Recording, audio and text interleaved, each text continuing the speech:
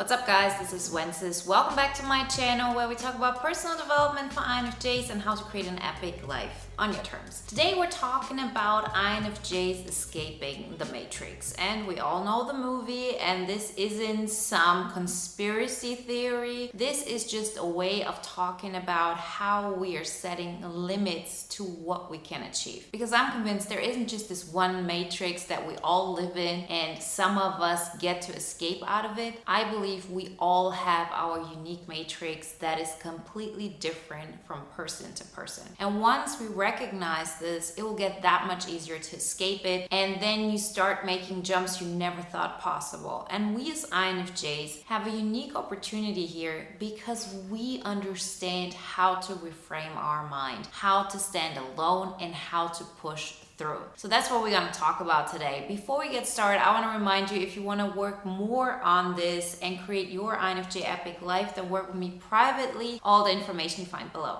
So let's first talk about how the matrix is playing a part in our life. So I've talked to many INFJs about this, and it always feels like if we're not taking care of this, right? If we haven't started the journey, if we haven't started building our INFJ epic life, we live by society's rules. It feels like life is happening outside of us. It feels like there's this glass in front of us and everything happens outside of that. And we don't know how to change it because it seems everybody's doing things that seem exciting to them, but to us, they would seem boring. So it's not just that we're lazy or not motivated or procrastinating. We feel that if we would go and do the things that other people are defining as success, it just wouldn't make any sense to us. It wouldn't satisfy us. It would be like, okay, I'm doing it because everybody else is doing, but this doesn't give me intrinsically what I'm looking for. And I've seen so many times, like specifically INFJs saying, well, I'm either going to be successful by society's terms or I'm going to be a loner. I cannot live out my gifts and be everything that I want to be and have success at the same time. So this is actually part of living in that matrix, because at the current state that you're in,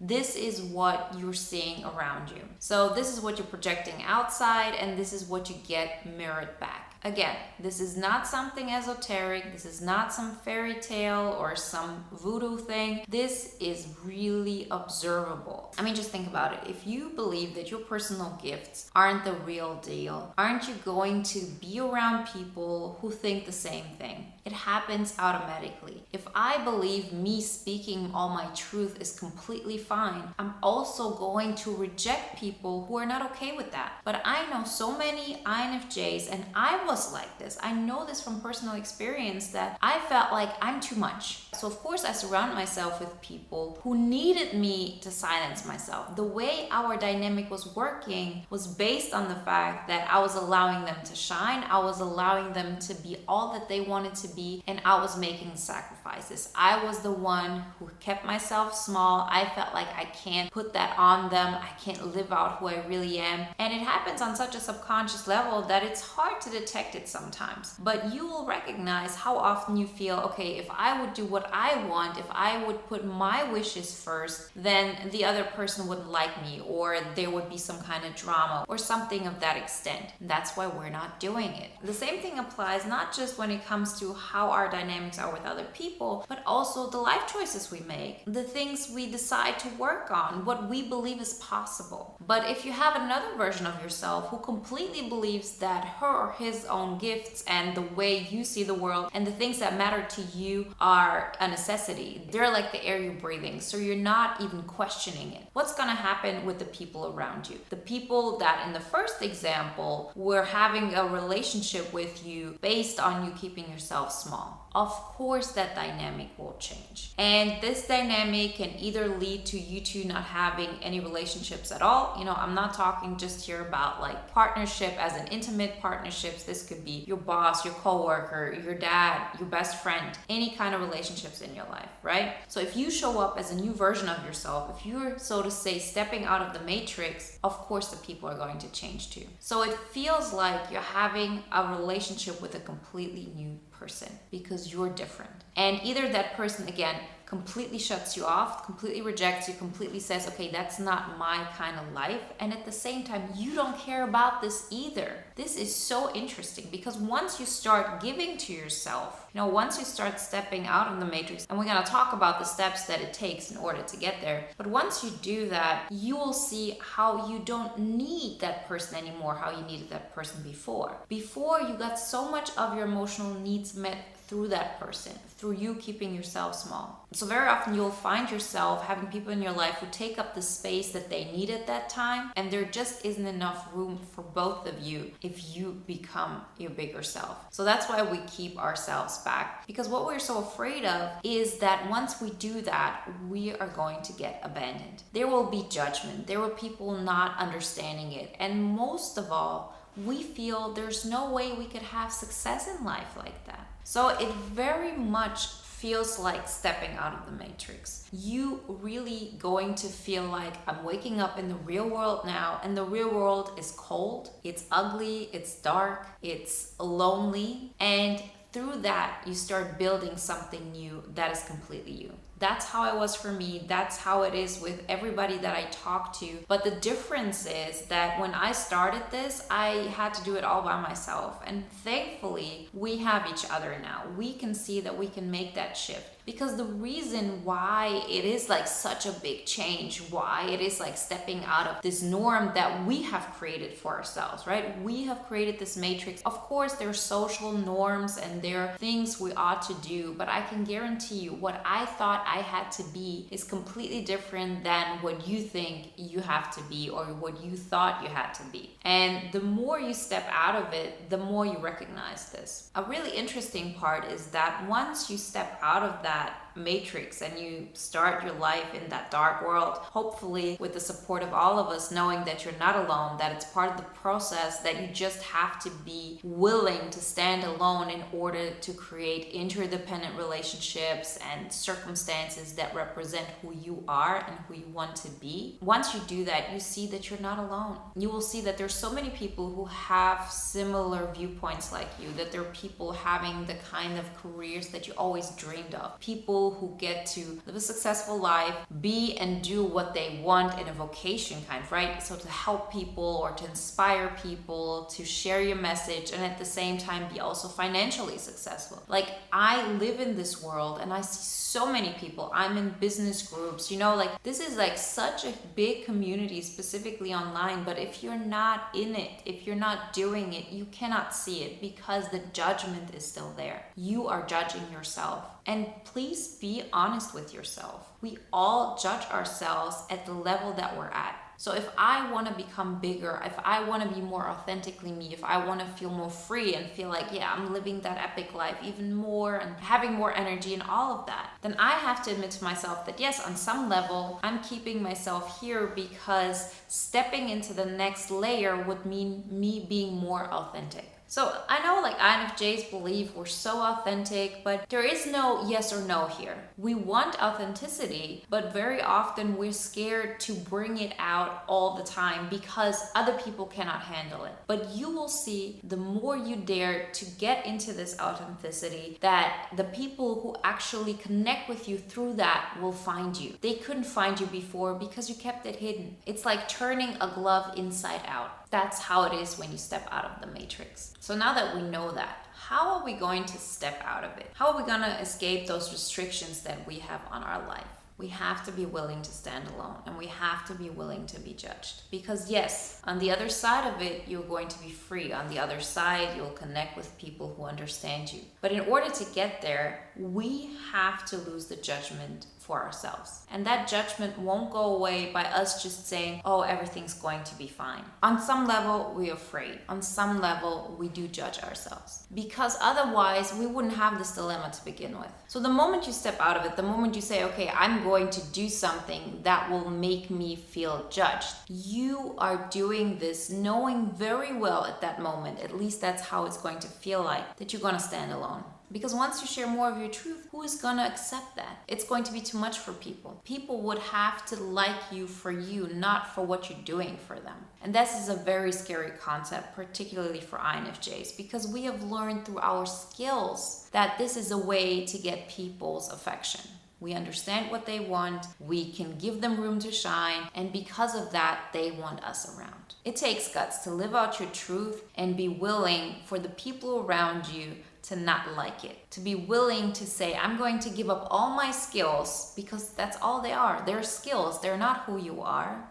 I know how to show up in certain situations so people like me, but that isn't necessarily who I am. It's about finding out who I am, living that out, sharing my true gifts, the things that are the deepest thing within me as far as I can reach at that moment, right? That's the level of authenticity we can reach at that moment. And I can guarantee you, when I started this journey, for example, I wasn't able to tap that deeply into my authenticity as I can now. And hopefully in 2 years from now, I will look at today and say, back then I wasn't able to share so much of my truth as I can now. And once you do this, you might feel alone, but you never will feel like you have to make compromises, because you continuously choose yourself. You continuously say, I'm not basing my self-worth or my joy for life on what other people think of me, and I'm also not connecting it to reaching certain goals. I'm connecting it to what I'm doing every day. I'm connecting it to the process. And so a lot of you may ask, okay, I still don't know what to do. I completely agree with this. I know that there's this part of me that I can't live out and I want to, but I don't know how to make that tangible. A great way to remember this is to think about past wannabe relationships. So relationships where you thought you could be your complete authentic self with that person, but it didn't work out. Where you felt like, okay, I would be too much for that person. Or where you say, okay, I was able to be myself, but the price I had to pay was really, really high, because that's the only person who really understood me. And in order to do that, I had to compromise on what I want, or, hold certain aspects of myself back in order not to make the other person feel weak. There's so many aspects to this, but I want you to think about those relationships, or those close relationships, those almost relationships, because they tell you, I thought that with that person, I can be myself around. That with that person, I can be non-judged. That with that person, I will be able to get everything out, everything that I am, and I will not be judged. I actually will be seen for the very first time, when all of the time I have been hiding. Let's go back to the first analogy of, okay, life is happening outside of me. Like, imagine you're sitting in a room and then there's a window in front of you and life is happening outside of that. And so you always thought the way you connected with people is to pretend that you're also behind that window, that you're also playing by other people's rules. And the moment you step out of the matrix is actually when you tell a person through your actions, through the way you behave, I'm outside of that window. That's where I'm at. This is how I see the world. I see that all of this is a facade. I see that all of this seems like people are pretending, and it just isn't who I am. If people are pretending or not, that's not the point, because everybody is fighting their own battle. And you, sooner than later, will not care about this either. Because once you come to a point where you stop thinking about how are other people living their life and you're so focused on you living yours, you will want to grow from that perspective. You will want to grow from your room. You won't be looking out of that window anymore. That was just something in your mind anyways. Because as I said, the matrix isn't something that we all live in.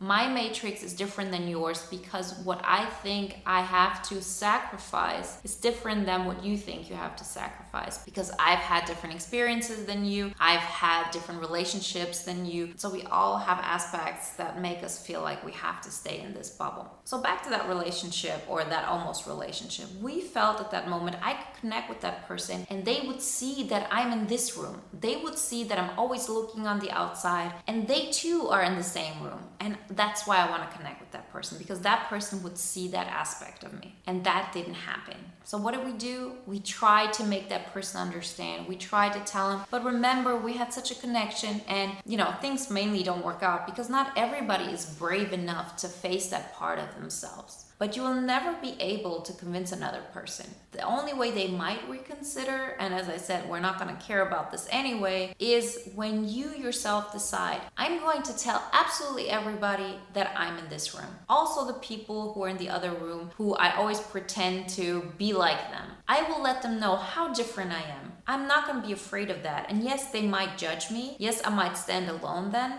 But that way, people who are willing to say, okay, I see that you're in this room. I see that you're being here because you're not hiding it. And you've made it a point, if you want to understand me, if you want to see me, that's on you. I'm not going to stop living in that room because I'm just not living in that other one outside of that window. That's the kind of mindset shift that will help you to get out of the matrix. And that is something that we as INFJs can particularly understand if we work it this way. What did you want that person to see? What are you afraid people will not understand? Show that part, because that's the only way you get to connect with people on your authentic level. You cannot observe others and wait for them to show their authentic selves and then hope that you both live in the same room. Because the truth is, nobody's living in your room. People will understand that you live your own life and you do your own thing and that you have your own space and your own thoughts. But this room will always be only your room. And the only way you will connect with other people on an authentic level is if we all make sure that we show, yes, I'm also living in this own space of mine.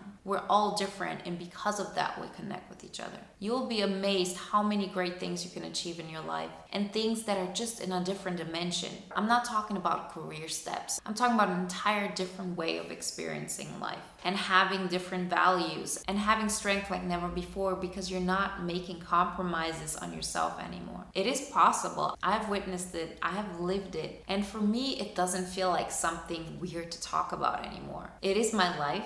It is my dream, and it's my INFJ epic life. Like, I live it. And that's why I've never been afraid or hesitant in saying that, because I don't need other people to see that I'm living that epic life. I know it. And because I know it, I also know it's possible for you. This isn't something that is uniquely me or that I only get to experience. I know that every single person has the capacity of getting to that point. The question is, are we brave enough? The question is, are we willing to stand against the odds? And thankfully, we have this community here that supports us in making those steps happen. Because nowadays, you don't have to be alone. You can show up with your unique self and know that there are going to be so many other INFJs making the same steps, growing in their own way, and we're connecting with each other through being as individualistic as we possibly can. I really hope that inspired you. You deserve a life outside of the matrix. Trust me, once you step out, it might feel scary, but it gets better and more exciting and more beautiful than you could ever imagine.